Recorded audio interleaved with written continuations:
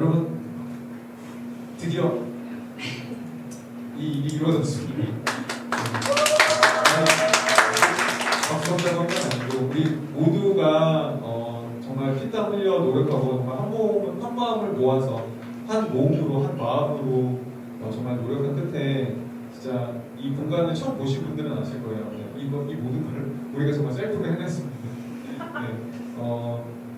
그리고 이제 새로운 공간에서 우리가 새롭게 예배를 드리면서 지난주에 얘기했던 것처럼 좀 어떤 말씀을 좀 해볼까 하다가 다시 한번 우리가 복음에 대해서 특별히 우리 교회가 꿈꾸는 첫 번째 핵심 가치가 복음 중심적 회심이잖아요. 그렇죠? 우리는 이렇게 복음과 회심을 아주 중요하게 여기기 때문에 다시 한번 우리 교회가 또 새로운 시작을 앞서며 무엇을 좀 얘기하면 좋을까 한번 고민을 해보다가 이 갈라디아서를 통해서 복음에 대해서 다시 한번 우리가 더 깊게 그리고 더 진지하게 그리고 더 복음이 우리에게 무엇을 가져다 주는지 그 놀라운 우리가 선물을 좀 경험했으면 좋겠다라고 생각을 했고요. 그래서 오늘부터는 갈라디아서를 좀 살펴보려고 합니다. 특별히 복음이 가져다주는 자유라는 주제를 가지고요. 갈라디아서를 앞으로 쭉 살펴볼 예정인데요. 갈라디아서는 총 6장으로 이루어져 있는 그렇게 길지 않은 서신입니다. 그런데 갈라디아서에 담겨있는 이 내용은요. 짧지만 굉장히 깊고 굉장히 폭발력 있어요. 그래서 마틴 루터의 가장 유명한 저작 중에 하나가 갈라디아서 주석이거든요. 근데 그는 이 갈라디아서 주석에서 이렇게 얘기했습니다. 갈라디아서는 모든 사람을 모든 속박에서 벗어나게 해주는 대헌장이다라고요. 갈라디아서는요, 루터는 얘기했습니다. 갈라디아서는 모든 이들에게 엄청난 자유를, 엄청난 우리에게 기쁨을 가져다 준다라고 얘기했습니다. 그런데 한편으로 이 사실을요, 마틴 루터가 얘기했던 갈라디아서는 우리를 모든 속박에서 벗어나게 해준다라는 이 말은 한편으로 한 가지 사실을 보여줍니다. 많은 사람들이요, 교회를 다니고 신앙생활을 하면서도 자유를 경험하지 못하고요, 많은 사람들이 교회를 다니면서 속박을 경험한다는 거예요. 많은 사람들이요, 아니면 어떤 사람들은 교회를 다닌다는 걸, 신앙생활을 한다는 걸 오히려 더 큰 속박과 더 큰 짐을 내가 지는 거라고 생각하고 합니다. 그래서 아니요, 복음이 우리에게 자유를 가져다 줍니다. 하나님이 우리에게 기쁨을 가져다 줍니다. 라고 얘기하면요, 사람들은 이렇게 질문하기도 합니다. 뭐라고요? 기독교가 우리에게 자유를 가져다 준다고요? 기독교가 나에게 더 큰 기쁨을 가져다 준다고요? 거짓말 치지 마요. 아니, 기독교를 믿는다면, 내가 기독교인이 된다면 오히려 더 일주일에 한 번도 빠짐없이 예배 드려야 되고, 또 거기는 헌금도 하라고 한다면서요? 11조도 내라고 한다고요? 아니, 어떻게 그럴 수 있어요? 그렇게 방문하면서요, 오히려 내 속박, 나의 삶이 더 속박되고 나의 자유를 더 억압당한다고 생각하고 합니다. 우리 교회도 이렇게 복음에 대해 오해를 가지고 있다가 진짜 복음이 무엇인지를 깨닫고 하나님께 돌아오고 회심한 분들이 그래도 좀 꽤 있는데요. 그렇다면 여러분, 회심을 했다고 해서, 여러분들도 한번 생각해 보세요. 여러분, 회심했다고 해서 그 이후에 정말 이 엄청난 복음의 자유와 기쁨을 그때부터 완벽하게 경험하던가요? 물론 그런 경우도 있습니다. 때로는 꽤 길게 우리가 하나님을 알고 그 안에서 기쁨과 자유를 누려갈 때가 있죠. 그런데 모두가 매 순간 그런 건 아닙니다. 이거는 목회자인 저도 마찬가지고, 한때는 우리 모두가 복음에 감격하고 복음에 눈물을 흘리고 복음에 감동했던 순간이 있지만, 시간이 지나다 보면 오히려 우리도 모르는 사이에 교회 다니는 것을, 하나님을 믿는다는 것을 다시 속박처럼, 다시 일처럼, 회사에 반복되는 루틴과 업무처럼 느낄 때가 있습니다. 그렇죠? 그런데 이거는요, 비단 우리의 이야기만은 아니에요. 2000년 전 1세기 초대교회에서도 이런 일은 일어났어요. 특별히 갈라디아에 있는 교회들에서요. 여러분, 갈라디아서는요, 갈라디아라는 어떤 하나의 교회에 보낸 편지가 아니에요. 갈라디아는 오늘날 한국으로 치면은 어떤 도 정도에 해당돼요. 그러니까 경기도, 경상도, 전라도 이 정도예요. 그래서 오늘 성경을 보면 1장 2절에서 바울은요, 갈라디아에 있는 여러 교회들에게 라고 말합니다. 그러니까 이걸 조금 더 쉽게 예로 들면 이런 거예요. 경기도에 있는 여러 교회들에게 제가 이 편지를 보냅니다. 이런 말이에요. 그렇죠? 이 갈라디아 지역은 오늘날로 치면 터키 이 중남부 지역에 있는 곳인데요. 이 갈라디아 교회들은요, 바울이 2000년 전 1차 전도 여행을 할 때 이 갈라디아 지역을 지금의 터키 중남부에 있는 갈라디아 지역을 돌아다니면서 그쪽에서 꼭 쭉 복음을 전했고요. 그때 이 여러 교회들이 개척되고 생기기 시작해요. 그리고 이 바울이 처음 전도 여행을 했을 때 갈라디아 지역에서 전도 여행은 매우 성공적이었습니다. 그 사람들은요, 바울의 메시지에 귀를 기울였고요. 바울의 이 복음 메시지에 그들도 감동했고 감격했고 그들도 하나님을 만나면 회심했고요. 또 그들은 자신들에게 이 복음을 전한 바울을 극진히 대접하고 그들에게 정말 자신의 모든 마음을 내주었어요. 그래서 바울은 과거에 갈라디아에 있는 여러 교회들이 자신들을 어떻게 대했는지를 두고 갈라디아서 4장 14절에서 이렇게 얘기해 줍니다. 한번 우리가 읽어볼까요? 한번 읽어보겠습니다. 시작!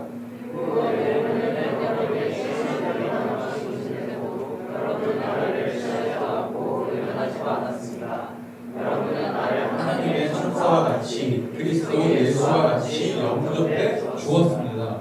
그렇죠? 바울이 무슨 얘기를 하죠? 갈라디아 지역에서 바울은 매우 많은 은혜와 기쁨과 사랑을 경험했습니다. 그런데 바울이 이제 1차 전도여행을 마치고 난 이후에 얼마 지나지 않아 그에게 이상한 소식이 하나 들려요. 그건 바로 유대에서 내려온 거짓 교사들이 갈라디아에 있는 교회들에 들어가 그들에게 이상한 잘못된 가르침을 주고 그들을 교회를 혼란에 빠뜨렸다는 거예요. 이때 유대에서 온 거짓 교사들이 이 갈라디아에 있는 교회 성도들에게 했던 말은 이런 거였습니다.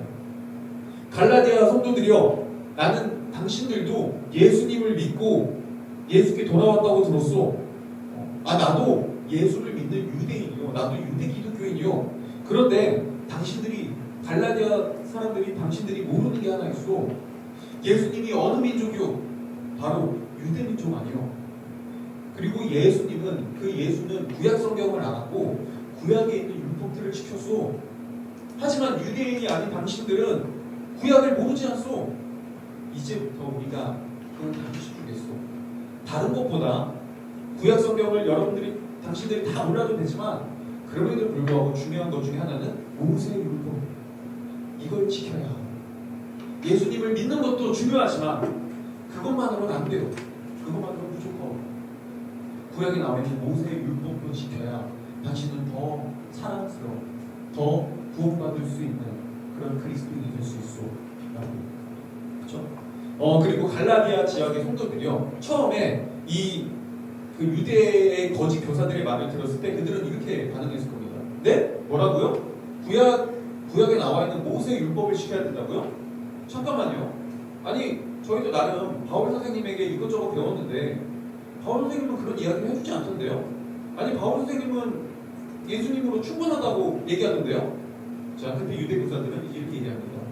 이보시오, 바울이 누군지 모르고 그는 한때 교회를 핍박하고 예수 믿는 사람들을 잡아 죽이려고 했던 핍박자 아니오.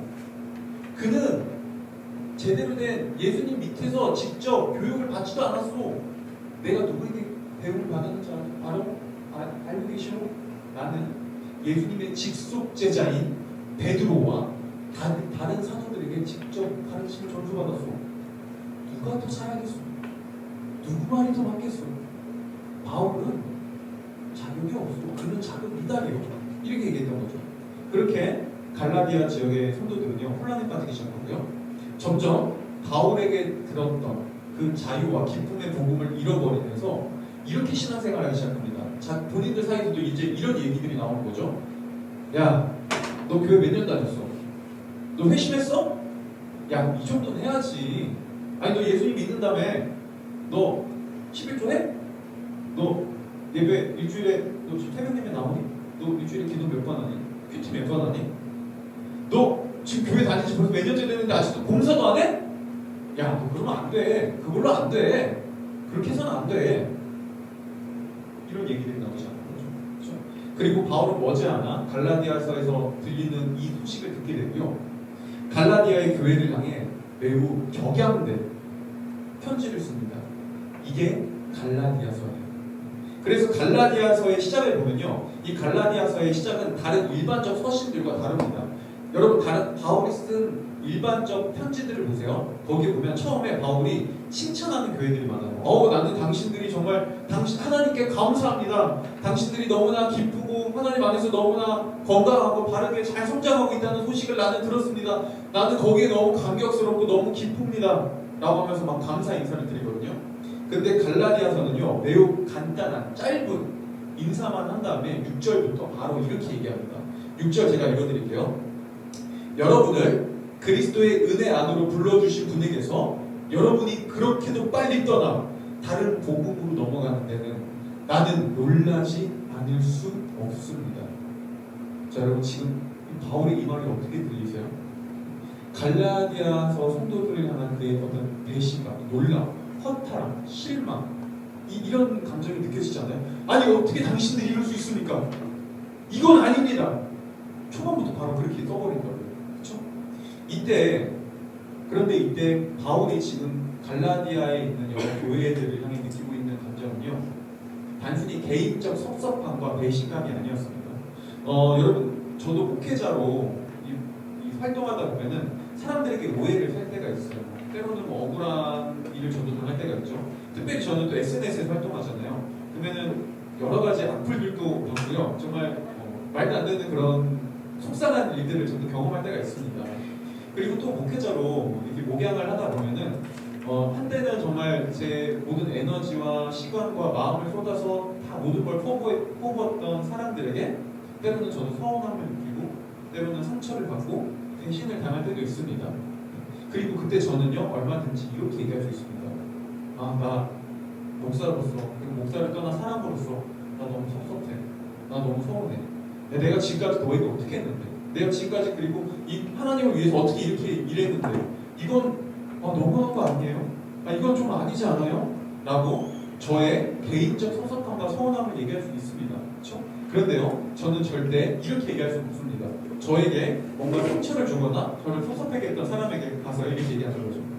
승현아, 넌 왜곡됐어. 넌 진리에서 벗어났어.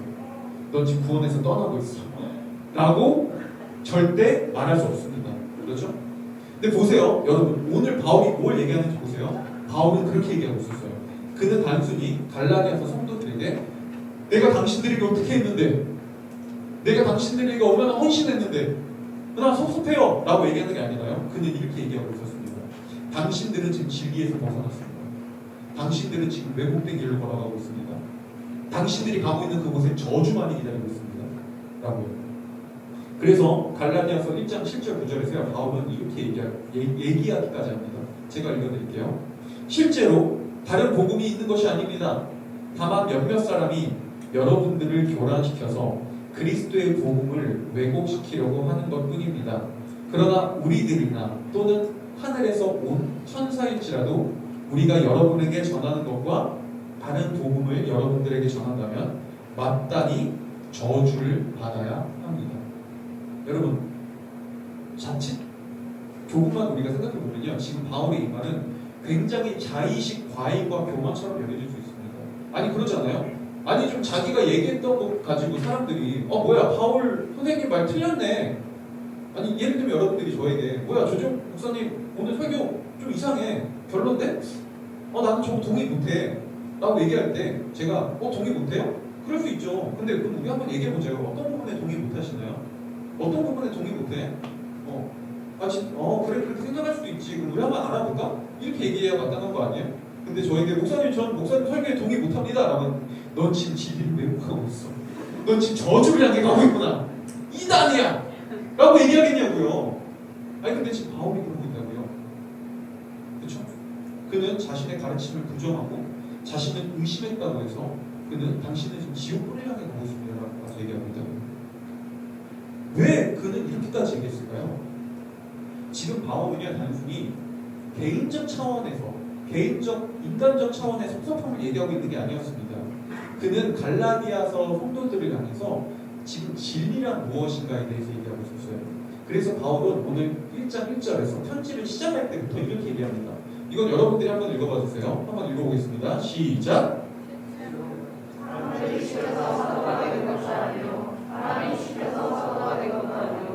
예수 그리스도께서 그리고 그리고 그분을 죽은 사람들 가운데서 살리신 하나님 아버지께서 임명하심으로 사도가 된 나 바울이.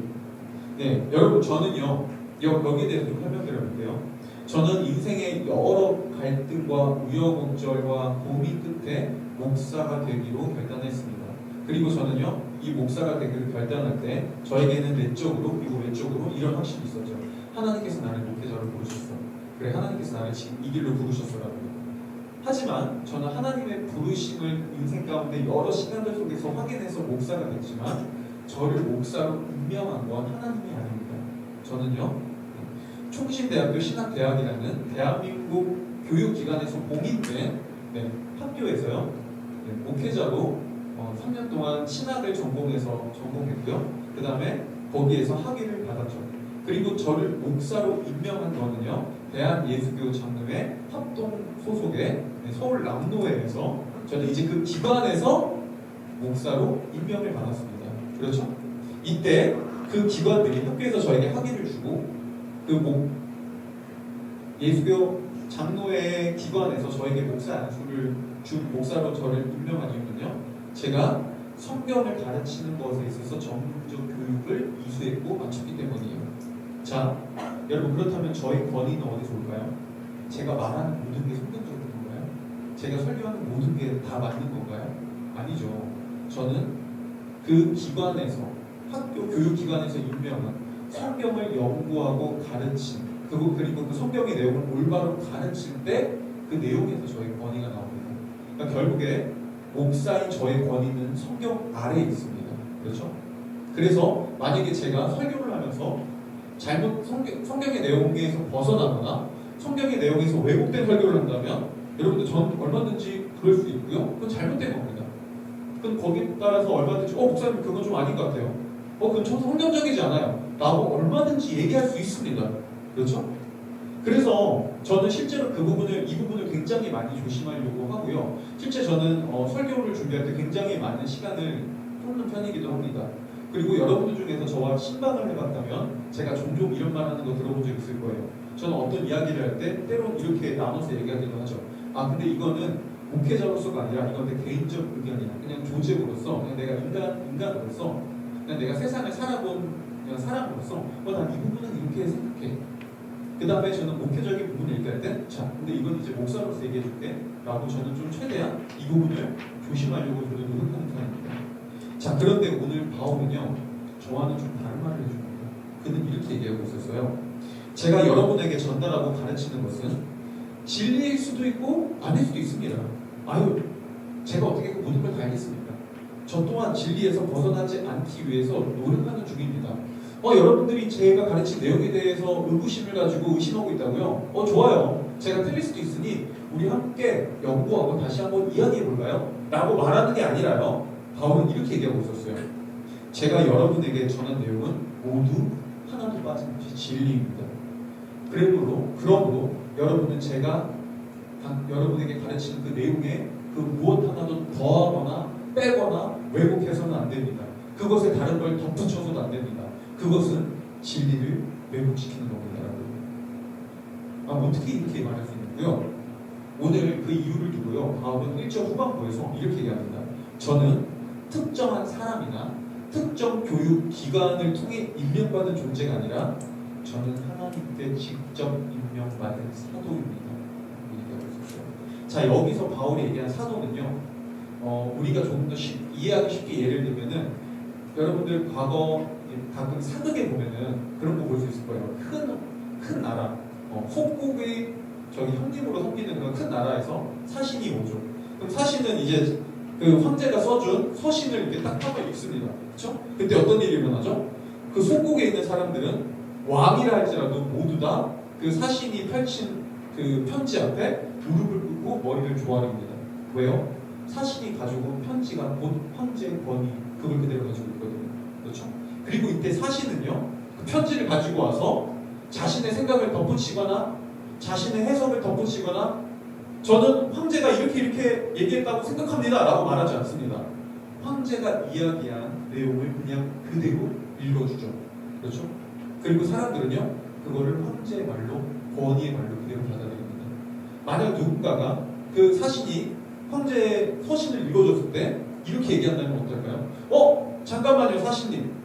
저는 그 말에 동의하지 않아요. 아니, 그 황제께서 실제로 그렇게 말하지 않았을 것 같은데요. 아마 황제의 의도는 이런 게 아니었을까요? 아니요. 제가 아는 황제라면 그게 아니라 이렇게 얘기했을 것 같아요. 라고 얘기한다면 사신이 뭐라고 할까요? 그래요. 그럴 수도 있겠군요. 우리 한번 토론해볼까요? 라고 얘기할까요? 아니죠. 대번에 화를 내면 이렇게 얘기하겠죠. 무엇하도다! 네가 무엇인데? 내가 사신이다. 난 지금 황제의 편지를 그대로 들고 와 너희들에게 읽어주고 있는 것이다. 이게 곧 황제의 말이다. 라고 얘기하겠죠. 이거는 그 누구도 바꾸거나 그 누구도 자신의 생각을 덧붙이거나 그 누구도 새롭게 해석을 해서는 안 된다. 이건 그대로 받아들여야 된다. 라고 얘기하지 않겠나요? 보세요. 오늘 바울이요. 갈라디아서에 있는 성도들을 향해 여러분들은 지금 진리에서 벗어났습니다. 왜곡됐습니다. 틀렸습니다. 라고 말하는 것과 연계했습니다. 바울은 이렇게 말하고 있을 겁니다. 나는 부활하신 예수 그리스도를 통해 직접 그분에게 가르침을 받았고 그분의 뜻을 전달하도록 운명된 사실입니다. 나는 진리를 그대로 전하고 있습니다. 그리고 우리는 이 바울의 말에서요. 성경이 말하는 진리의 특징을 알 수 있습니다. 먼저 성경이 말하는 진리의 특징 첫 번째는요. 진리는 우리 안에서 이 세상 안에서 찾을 수 있는 것이 아니라 세상의 바깥에서부터 주어진다는 거예요. 일반적으로 오늘날 우리가 살아가는 사람들은요. 이 세상은 진리를 대하는 두 가지의 큰 눈이 있습니다. 첫 번째는 상대주의예요. 예를 들면 이렇게 얘기하는 거죠. 진리란 건 그리고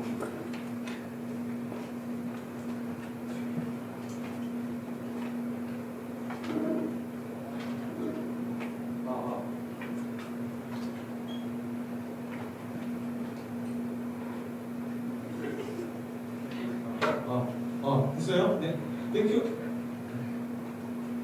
네. 오늘날 흔히 사람들은요, 이렇게 얘기합니다. 진리라는 건 사람들이 서로 사회적 약속으로 이야기하는 거죠.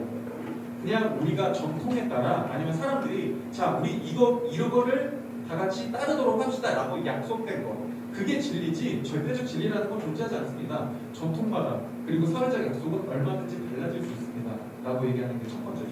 두 번째는요. 사람들은 진리에 대해서 오늘날 이렇게 얘기합니다. 진리는 진짜 진리가 어디 있나요? 절대적 진리가 어디 있나요? 진리는 내 안에 있어요. 사람마다 다 각자의 진리를 가지고 있다고요. 그러니까 우리는 모든 사람의 진리를 다 용납하고 이해해 줘야 합니다. 라고 얘기합니다. 그리고 이 두 가지는요. 좀 달라 보이지만 결국엔 하나의 큰 공통점을 가지고 있습니다. 둘 다 진리를 이 세상 안에서 찾으려고 하는 거죠. 진리는 우리가 살아가는 사회 아니면 내 내면 안에 있다고 생각하는 거죠. 자, 그런데 정말 그럴까요? 우리가 한번 생각해 보자고요. 여러분, 만약 진리가 그저 사회적으로 통용되고 약속된 사람들의 약속이라면, 정통이라면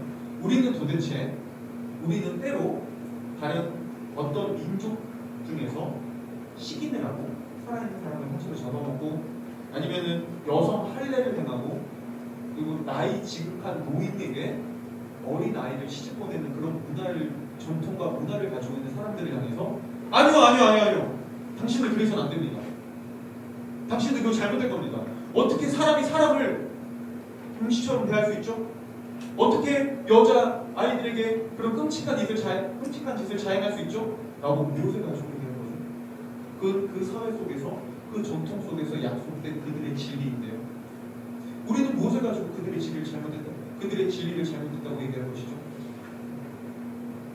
그리고 이 논리대로라면요. 우리는 과거 조선이라는 나라에 와서 자신의 목숨을 바치면서까지 모든 사람들이 치유받을 수 있는 병원을 세우고 신분 제도를 놓고 싸우며 여성을 위한 학교를 세운 선교사님들을 향해 이렇게 말해야 할 거예요. 당신들은 우리의 전통과 우리의 이 조선이라는 나라의 사회적 약속을 파기시켰습니다. 당신들은 우리를 마음껏 유린했습니다. 라고 얘기되지 않을까요? 그런데 정말 우리 그렇게 얘기할 수 있을까요? 또한 진리는 사람마다 모두 다르고 진리라는 건 우리 안에 있습니다. 내 안에서 진리를 찾으세요 라고 말하면요. 이것도 똑같습니다. 만약 여러분 회사의 직장 상사가 내 인생의 가장 진리는 내 내면의 진리는 내가 성공하고 그렇게 해서 내 가족 내가 먹여 살리는 거야. 난 이걸 위해 수단과 방법을 가리지 않을 거야.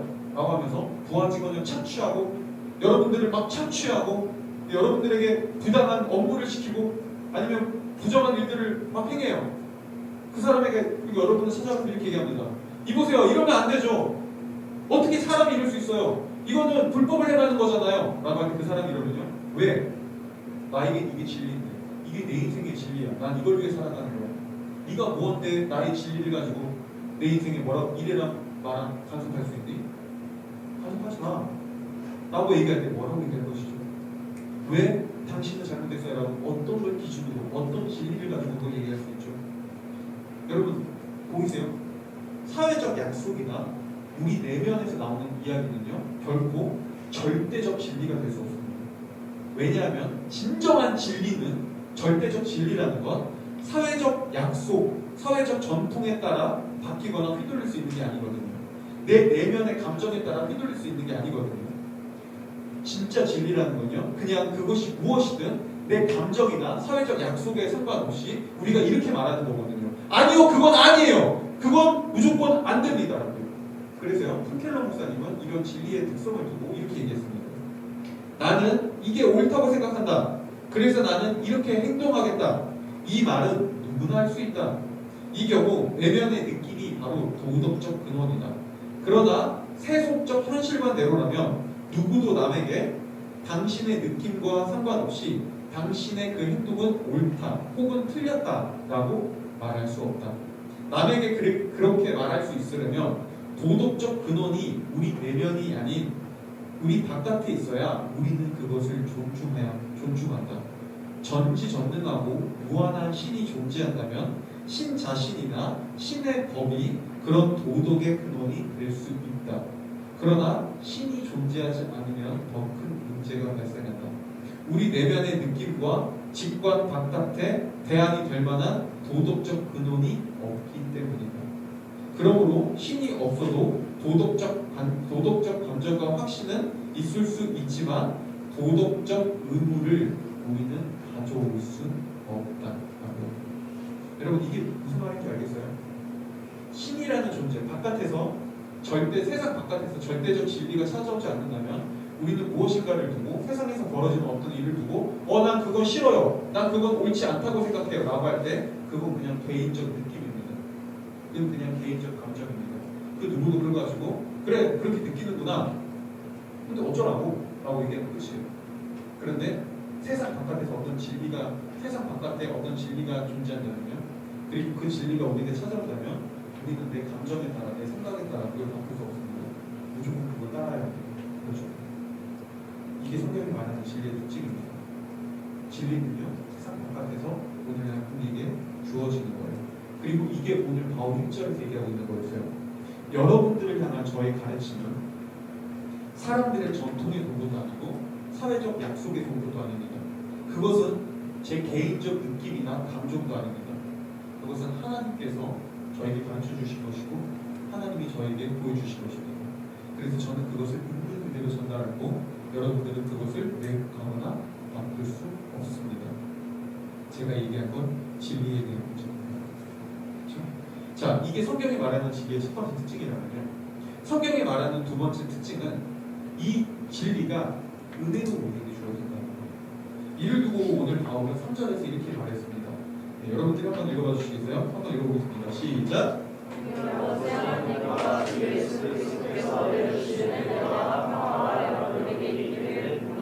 네. 근데 이 은혜를요, 예수님은 마태복음에서 또 다른 식으로 이렇게 표현하게 됐어요. 마태복음 5장 45절 한번 읽어봐 주세요. 시작! 내가 너희가 하늘에 계신 너희 아버지의 자녀가 되었다. 아버지께서는 악한 사람에게나 선한 사람에게나 똑같이 이를 떠올려 하시고 의로운 사람에게나 불의한 사람에게나 똑같이 이를 내려주신다. 네. 여러분 일반적 종교들은요 하나같이 우리에게 이렇게 이야기합니다. 진리는 우리가 얼마나 그 진리를 찾기 위해 추구하고 노력하고 시간과 에너지를 쏟는 만큼 그 진리를 우리가 발견하고 찾을 수 있다고. 그렇죠? 이 모든 종교들이 동일하게 얘기해요. 우리 노력해야 돼요. 진리를 발견하기 위해서. 반면에 성경은 말합니다. 진리는 우리가 애쓰고 노력하고 에너지를 쏟고 시간을 쏟는 것에 비례해서 우리에게 주어지지 않는다고. 그래서 마틴 루터는요, 이 진리가 어떻게 우리에게 은혜로 주어지는지를 그의 갈라디아서 주석에서 땅과 비의 이 관계를 표현했습니다. 그는 이렇게 이야기했어요. 땅은 스스로 비를 일으키거나 만들 수 없고 오직 위로부터 임하는 하나님의 순전한 은혜로 비를 변화드린다. 이처럼 하늘의 의도 우리가 그 의를 일으키지 않아도 또한 그 의에 합당한 것이 없어도 하나님께서 우리에게 은혜로 주시는 것이다. 그러므로 결실을 맺기 위해 소낙비를 내리도록 하는 데 있어 땅 자체가 할 수 있는 일은 없다. 마찬가지로 우리도 하늘의 영원한 의를 얻기 위해 우리 자신의 힘과 행위로 할 수 있는 일은 아무것도 없다. 여러분, 땅이 비를 받기 위해 어떤 노력을 해야겠죠? 도대체 이 땅이 가뭄으로 메말랐을 때 뭐를 해야 하늘에서 비가 내릴까요? 땅이 도대체 뭘 어떻게 줘야겠죠? 땅이 할 수 있는 건 없습니다. 땅은 하늘에서 내리는 비를요, 그렇죠? 은혜로 받고요. 거기서 우리가 열매를 맺습니다. 그렇죠? 그리고 이때 우리가 은혜도 루터는 얘기합니다. 은혜도 마찬가지라고요. 나의 노력과 나의 열심에 따라 하나님의 어떤 보상을 주는 게 아니라 하나님이 그저 은혜로 우리에게 그분의 진리를 사랑을 내려주신다고. 근데 이게 우리에게 무엇을 가져다 주잖아요. 여러분, 만약에 내가 어떤 노력이나 내가 피땀을 흘려서 무언가를 얻어내는 것이 아니라 내가 아무것도 하지 않았는데, 심지어 나는 오히려 게으르게 살았는데 그럼에도 불구하고 어떤 은혜가 주어졌을 때 우리는요, 거기서 평안이라는 이 감정을 경험하기 쉽거든요. 예를 들어서요, 여러분, 저의 이제 학창시절 얘기를 좀 아는 분들은 알겠지만, 저는 대학교 때 특별히 이 신학교를 가서 내가 진짜 이 길을 가야 되나라는 방황을 한참 했기 때문에 그렇게 공부 열심히 하지 않았습니다. 네, 맨날 땡땡이 치고 학교 맨날 안 가고 만약 2년 동안을 학점 막 1점 몇 점 나오고 그런 4.5점 만점이에요. 그런 엄청난 방황의 시간을 보냈는데요. 제 아내는 저랑 완전히 다른 사람이죠. 제 아내는 제 아내는 종종 이 법대를 다니던 때를 두고 이렇게 얘기할 때가 있어요. 당시에 정말 쉼이 없이 진짜 인생에서 치열하게 살았다고요. 네, 제 아내는 저 완전히 달라요. 제 아내는 성실하고요, 뛰어나고요, 1등을 놓치지 않는 학생이었습니다. 그런데 아이러니하게 그 삶에 평안을 별로 없었어요.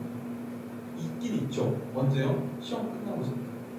좋은 점수를 얻었을 때 잠깐.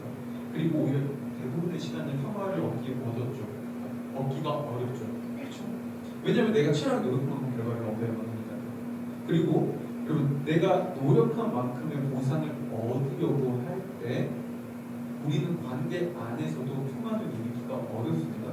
왜냐하면 제 아내는 특별히 과거 저와 같은 사람들을 혐오하기를 좋아하지 않았거든요. 유학 가서 와서 게으르고 맨날 놀고 땡땡이 치고 친구들이랑 술이나 먹고 다니고 그런 모습을 본 제 아내는 왜 쟤는 유학 가서 와서 저러고 있는 거야? 라고 한심스러웠거든요. 절대 평화를 누릴 수 없죠, 그 사람들과. 근데 그 아내가요, 그 평화를 누릴 수 없는 저와 지금 결혼해서 평화를 이루고 있습니다. 어떻게 이런 일이 일어날 수 있었을까요? 여러 가지 이유가 있지만 그 중에 하나입니다. 아내가 저를 은혜로 맞이해줬습니다. 아내가 저를 자기가 그렇게 싫어했던 불성실함과 게으르고 그런 학생에 상관없이 저를 은혜로 그냥 받아줬거든요. 그래서 우리는 결혼해서 평화를 누릴 수 있게 됐죠. 자, 여러분, 이거 한 가지 그냥 재밌는 예지만 보이세요? 나의 자격이나 노력이나 흠이나 부족함에 상관없이 어떤 은혜가 우리에게 주어질 때 우리는 거기서 평화를 누립니다. 그래서 은혜는요, 누군가가 나를 향해 끊임없이 이렇게 이야기해 주는 겁니다. 그래도 나는 당신을 사랑합니다. 그래도 나는 당신을 받아줍니다. 그래도 나는 당신을 한결같은 모습으로 언제나 동일하게 대하옵니다. 나에게 당신은 어제나 오늘이나 내일이나 앞으로도 영원히 동일하게 합니다. 당신은 나에게 그런 존재입니다. 여러분, 우리에게 이런 상황이 있다면, 나에게 그렇게 이야기해주는 존재가 있다면요, 우리는 그 안에서 진짜 평안을 경험하고요, 동시에 이런 평안을 경험하고 이런 은혜를 경험한 사람은요, 다른 사람에게도 그 은혜를 끼칩니다. 이렇게 서로가 평화를 누려갑니다. 그렇죠? 이게 성경이 말하는 진리의 특징입니다. 그리고 이게 바울이 3절에서 은혜와 평화를 같이 이야기하는 겁니다. 자격에 상관없이 주어지는 은혜는요, 우리의 삶을 그리고 우리의 관계를 평화로 바꿔줍니다. 그렇다면 마지막으로 도대체 성경이 말하는 진리는 어떤 진리이기에 우리에게 이런 은혜와 평화를 가져다 줄 수 있을까요? 바울은 갈라디아서 이 인사말 초반에서 자신이 이야기하고자 하는 이 핵심 진리가 무엇인지를 짧게 이야기하고요. 이후에 갈라디아서 6장에 걸쳐서 먼저 본론을 이야기하고 그 다음에 이 본론을 아주 치밀한 논리적 구성으로 치밀하게 설명해 줍니다. 그래서 우리는 앞으로 이제 이 바울이 얘기한 진리, 복음이 어떤 것인지를 치밀하게 바울의 논지에 따라서 살펴볼 거기 때문에 오늘은 바울이 얘기한 핵심, 큰 내용만 얘기해 볼 건데요. 바울은 4절입니다. 바울은 그 진리의 내용을 두고 이렇게 얘기해요. 제가 읽어드릴게요. 예수 그리스도께서는 하나님 우리 아버지의 뜻을 따라 우리를 이 악한 세대에서 건져주시려고 우리의 죄를 대속하기 위하여 자기 몸을 바치셨습니다. 여러분, 흔히 세상과 일반적 종교에서 말하는 진리는요, 말 그대로 어떤 가르침이에요. 어떤 가르침을 내가 깨우치고 많이 익히고 배워야 합니다. 그런데 만약에 여러분이 과거로 돌아가서 공자나 석가모니에게 찾아가 이렇게 얘기한다고 그러죠. 당신이 곧 진리군요. 당신이 나의 진리입니다. 라고 얘기한다면요, 공자도 그렇고요, 석가모니도 그렇고 우리에게 화를 내면 대부분 이렇게 얘기를 합니다. 아니, 그게 지금 무슨 말입니까? 그건 지금 무슨 불쾌한 말입니까? 당신 지금 날 놀리는 건가요? 내가 진리라뇨. 나는 진리가 아닙니다. 나는 그저 진리가 무엇인지를 당신들에게 가르쳐주고 그것을 조금 더 일찍 일깨우고 노력하고 있는 선생일 뿐이죠. 저는 진리에 대해서 가르치고 있을 뿐 제가 진리는 아닙니다. 라고 얘기할 거예요. 그렇죠? 그런데 오늘 바울을 보세요. 바울은요, 진리에 대해서 얘기하면서 예수님이 무엇을 가르치셨고 예수님이 가르치신 그 내용이 무엇이고 자신이 예수님께 무엇을 배웠는지에 대해서 말하지 않습니다. 바울은 예수님의 교훈에 대해서 말하지 않아요. 4절에서 바울이 말하는 진리의 핵심은요, 바로 이거였어요. 예수님께서 우리의 죄를 대속하기 위하여 자기 자신을 바치셨습니다.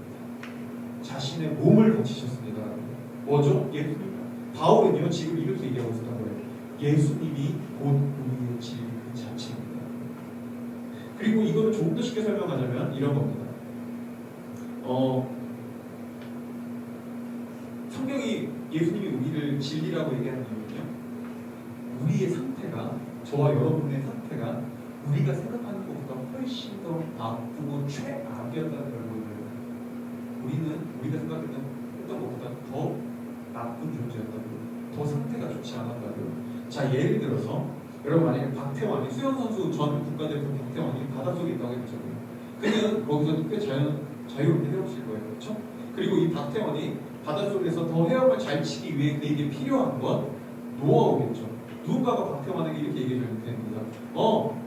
박태환 씨, 더 바다 수영을 하려면은 좀 일반 수영장 수영과 다릅니다. 물장구를 이렇게 하세요. 발을 좀 이렇게, 물장구를 이렇게 쳐보세요. 팔을 이렇게 휘저어보세요. 숨은 이렇게 쉬어야 됩니다. 라고 얘기해 줄 수 있겠죠. 그렇죠? 바닷속에 있는 박태환에게 필요한 건 조언과 노하우, 가르침입니다. 근데 만약에 저는 수영 못하거든요. 저는 완전 맥주병이에요. 물에 뜨지도 못해요. 자, 근데 이런 제가 바닷속에 빠졌다고 해보자고요. 근데 누군가가 저에게 이렇게 얘기하면 어떨까요? 목사님! 힘내세요!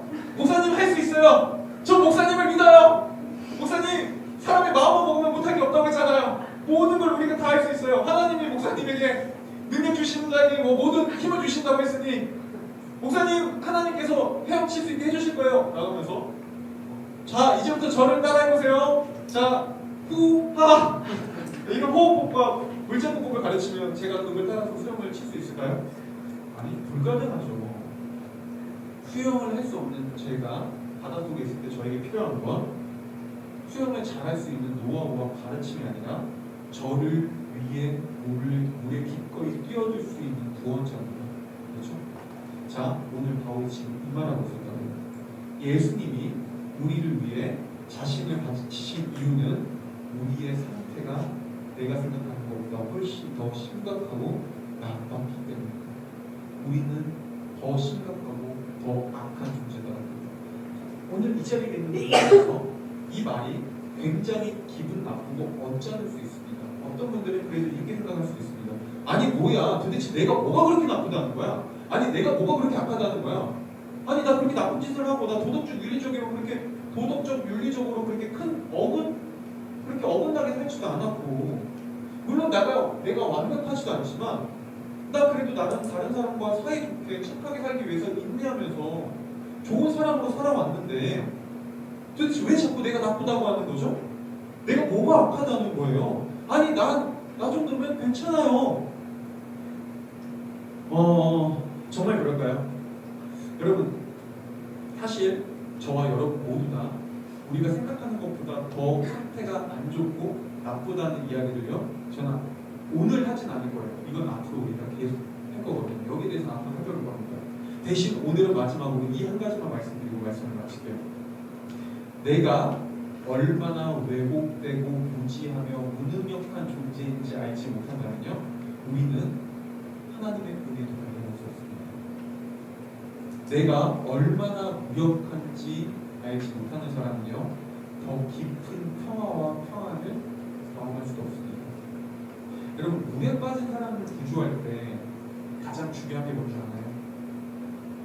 물에 빠진 사람이 완전히 힘이 빠질 때까지 기다릴 거예요. 거의 물에 뽀로로 넘어갈 때까지 기다리는 겁니다.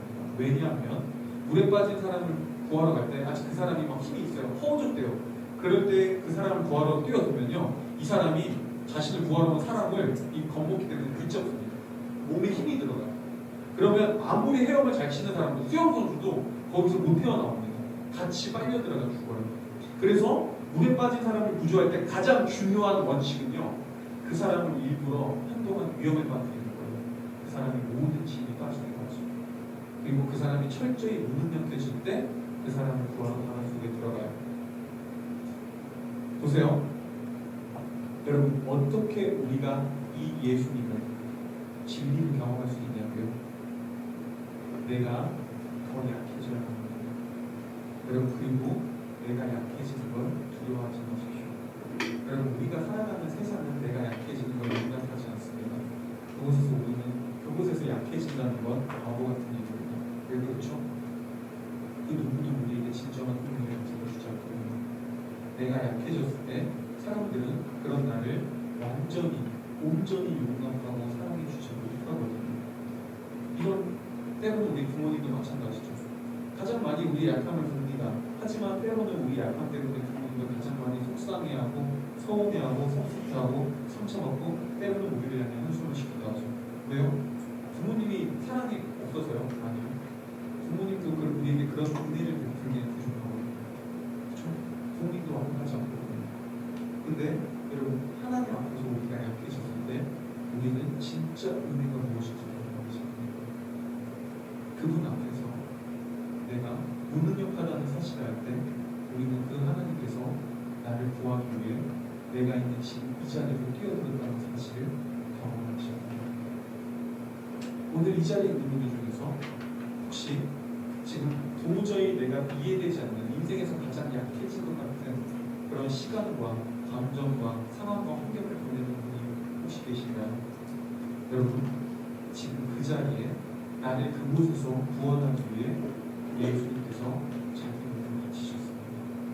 그분이 이 세상 밖에 있는 진리이신 하나님께서 우리를 그곳에서 구원하기 위해 세상 안으로 뛰어주셨습니다. 여러분, 우리가 할 수 있는 건 하나입니다. 그분께 이렇게 고백하십시오. 주님, 저에게 당신이 필요합니다. 저에게 당신이 필요합니다. 예전에 한 자매가요, 목사님에게 울면서 이런 고백을 한 적이 있습니다. 목사님, 저는 생각보다 너무 나쁘고 너무 부족한 존재였어요. 이제 어떡하죠? 라고. 근데 그 목사님이 이 자매를 향해 이렇게 얘기했어요. 아니요. 자매는 여전히 아직도 자신을 모르고 있거든요. 자매는 지금 본인이 말한 것보다도 훨씬 더 나쁘고 훨씬 더 못된 존재입니다. 그래서 예수님은 자매를 오시고, 그래서 예수님이 우리를 오십니다. 오늘 바울은 이야기합니다. 우리를 구원하기 위해 예수께서 이 세상 가운데, 우리 삶 가운데 뛰어드셨다고.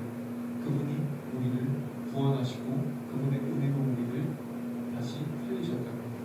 이 사실을 안다면, 이 진리를 안다면 우리가 하나님께 할 수 있는 건 오직 단 한 가지밖에 없습니다. 바로 이렇게 고백하는 겁니다. 제가 마지막으로 1.5절을 읽어드리고 끝내겠습니다.